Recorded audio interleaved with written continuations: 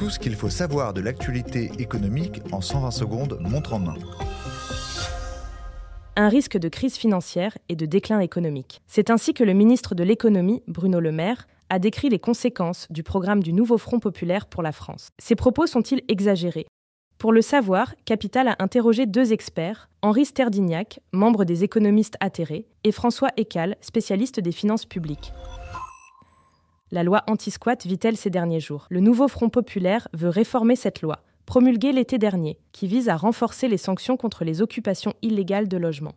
Cette promesse de la coalition de gauche a fait sortir de ses gonds le ministre délégué au logement Guillaume Kasbarian, qui avait porté le texte à l'Assemblée nationale, et inquiète fortement les associations de propriétaires.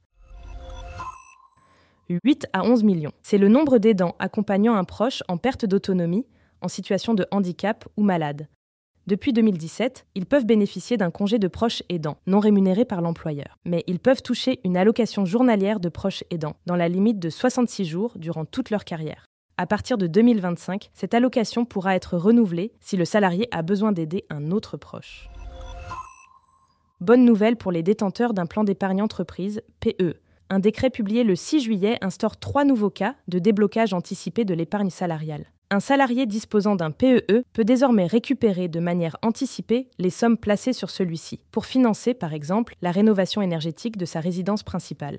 Découvrez les autres cas de déblocage du plan d'épargne entreprise sur notre site. Ce podcast a été écrit par les journalistes de Capital et mis en voix par une intelligence artificielle. N'hésitez pas à vous abonner sur votre plateforme habituelle pour écouter chaque épisode dès sa sortie.